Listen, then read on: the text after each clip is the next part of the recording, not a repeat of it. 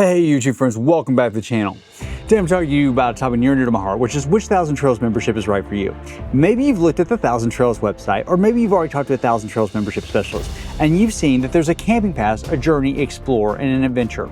And you're trying to decide which one's right for me, because on the one hand, you don't want to overpay for a membership and get more membership than you need, but you also don't want to underpay and then find yourself in a position where you can't get reservations at any of the parks you want to go to. And you're sitting there going, should I talk to the membership specialist? Because they have their goal to sell me a membership and I have mine to get the right membership for me. So today we're going to talk about the 8 true decision points and factors that you should consider to make sure you get the Thousand Trails membership that actually fits your RV lifestyle. I'm going to give you a hint. If you're planning on wintering in Florida, you won't want to miss point 2 or 3.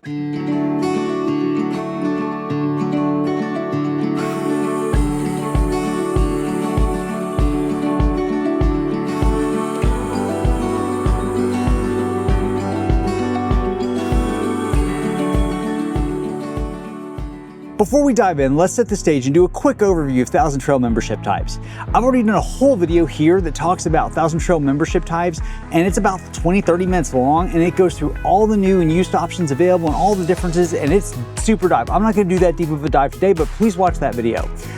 So I am putting up a chart that kind of goes over the major benefits of the current Thousand Trail subscription offerings. Now, real quick note, if you're thinking about buying used, an Elite is equivalent to a Journey, an Elite Connections is equivalent to an Explorer with a slightly different booking window, and an Adventure is equivalent to Adventure.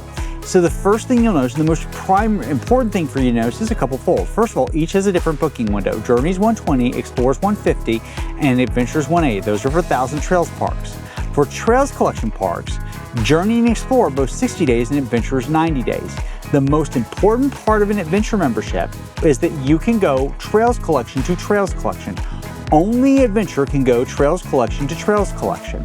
This is hugely important, and we'll talk about it later, but that is the major difference in Adventure membership and why it is so much more expensive. All right, now that you have a complete overview of the current Thousand Trail membership offerings that you can buy directly from Thousand Trails, let's go into the 8 factors you should consider when deciding what Thousand Trails membership is right for you. Factor number 1, the booking window. This is the holy grail. Pretty much every other factor flows into the booking window you need. So I'm putting back up that chart. You'll note that a Journey has a 120-day, an Explorer has a 150, and Adventure has a 180-day booking window. One other key factor about booking windows. An Adventure membership has a 90-day booking window at Trails Collection and Encore parks, whereas both a Journey and Explorer only have a 60-day booking window. As you will come to find out, booking window is what everything else helps us decide how long of a booking window we need. For now, keep in mind that the type of membership you need is really saying, what booking window do I need? And do I need to be able to go Trails Collection to Trails Collection? Factor number 2, and perhaps the most critical, will I be going to high-use places during peak season? What do I mean by that? I'm going to shoot straight with you right now. If you plan to go to Florida in the winter, you pretty much have to have an Adventure membership. Same is true if you plan to go to Arizona in the winter or New England during the summer. Why? Well, I'm going to use Florida as an example real quick. Let's pull up Florida. This is a map of the Thousand Trails parks in Florida. You will note that there appears at first glance to be a lot of them. However, on further examination, you will see that there are actually only 3,000 Trails parks in the entire state of Florida, and the rest are Encore parks. Those parks are also designated high use from December 15th to April 15th, meaning you can only stay 14 days and then you have to be out of the park for a minimum of 7 days, which means you have to be able to do a couple of things. First, those parks get booked very quickly because there are only 3,000 Trails parks in the entire state of Florida. They're also in high demand because it's winter, and you only have 14-day stays. So to be able to effectively stay in the Thousand Trail system all winter in Florida, you have to be able to not only utilize those parks, you have to be able to go to Encore and utilize all those other parks, because it is very hard to go Encore to Thousand Trails, Encore to Thousand Trails, Encore to Thousand Trails when you have a 60-day booking window for the Encore parks and when the Thousand Trail parks are designated high use. So if you are going to Florida in the winter, you pretty much have to have an Adventure membership. But what I just showed you for Florida also holds true for New England in summer. Now, the caveat is, if you're not going to go to those places, you may be perfectly happy with a Journey or Explorer membership because you may not need the extended booking window. And you won't necessarily need the ability to go Encore to Encore that only Adventure offers.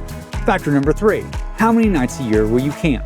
I'm putting up a chart I developed. I want you to know a few things. Right now, the current pricing on a 2-year Journey subscription is about $4,000. The current pricing on a 2-year Adventure membership is about $8,000. Let's take a hypothetical.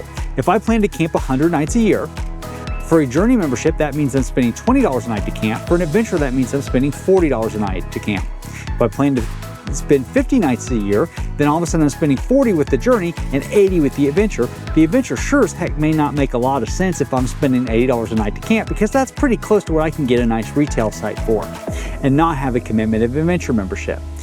In effect, the more nights a year you intend to camp, the easier it is to justify a higher end membership. A couple quick points before we go on with the video. I've actually developed a quiz for you guys. I'm putting a link in the description of the video and in the comments. It takes all the factors we're discussing in the video, asks you some questions, you input it, and it spits out an answer to you as which might be the best membership for you. Second of all, I have a referral link that I'm putting a link to in the description and in the comments. If you do decide to buy a 1,000 Trails membership, or you decide to upgrade your 1,000 Trails membership, please consider using my referral link. It can often get you discounts in the hundreds of dollars off of a 1,000 Trails membership as published on the website. It also puts you in touch with membership specialists I have personally vetted and trust, who will find the right membership for you in a no pressure environment, and it helps the channel. Number 3, if you are enjoying the channel, please hit the like and subscribe button and turn on notifications. Drop us any kind of line in the comments, because that helps you to know this is great content. Really appreciate you watching. On with the video.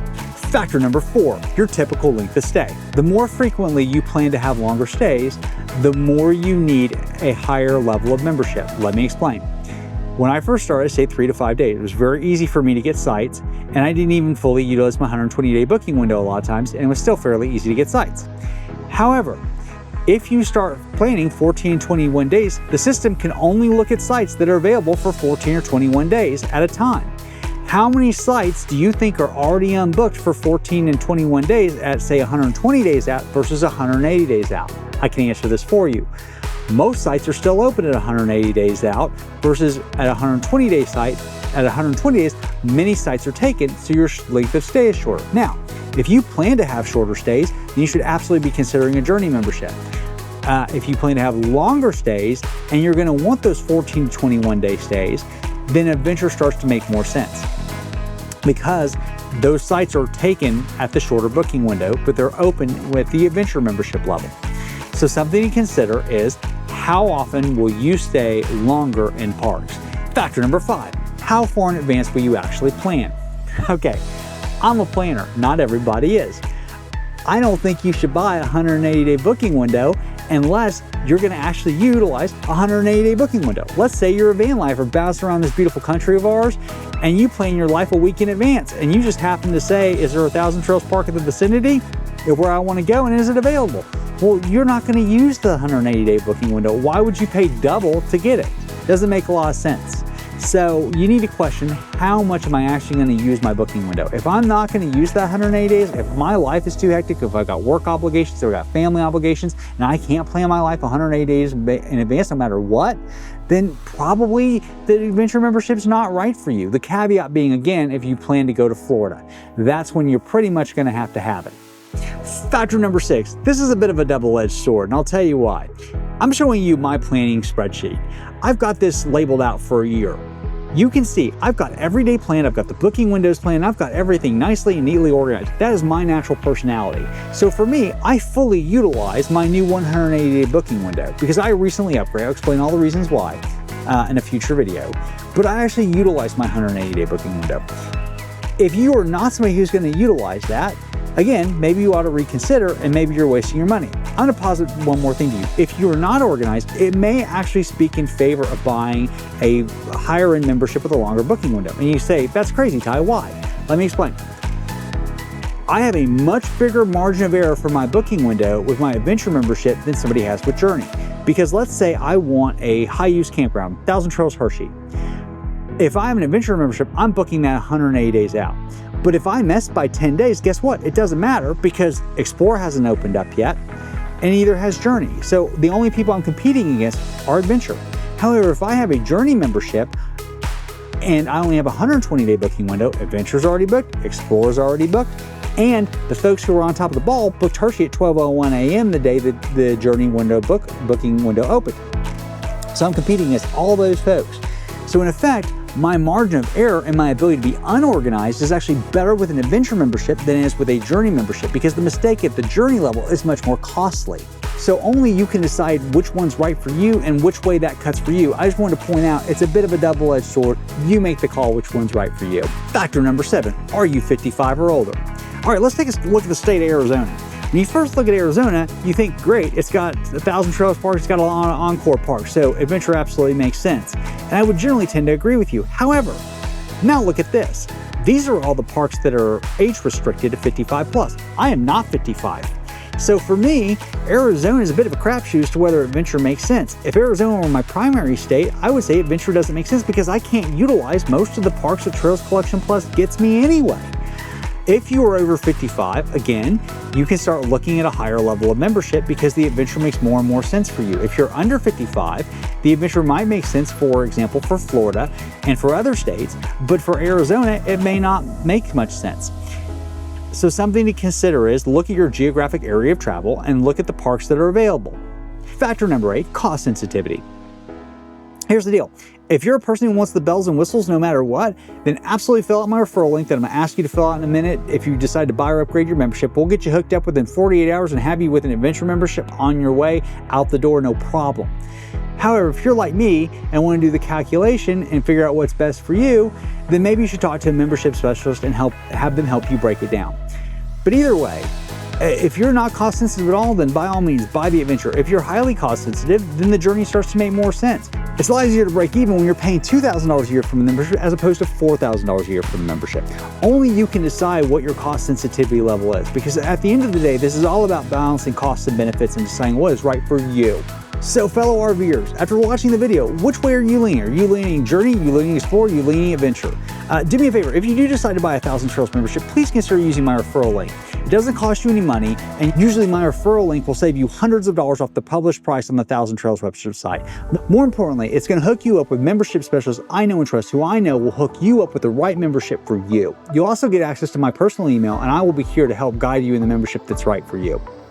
So please consider using that referral link. It supports the channel. It actually saves you money off the published 1,000 Trails price. So it's not only at no cost to you, it's a huge benefit for you. If you're thinking about upgrading, please also consider using that referral link because we can get you the best price on your upgrade. So, fellow RVers, tell me, if you're already a 1,000 Trails member, tell me what your favorite 1,000 Trails park is. If you're not, tell me which way you're leaning. Are you leaning journey? Are you leaning explore? Are you leaning adventure? Drop me a comment. Let me know which way you're leaning and why. And please hit that like and subscribe button, turn on notifications. Thanks for watching. Take care.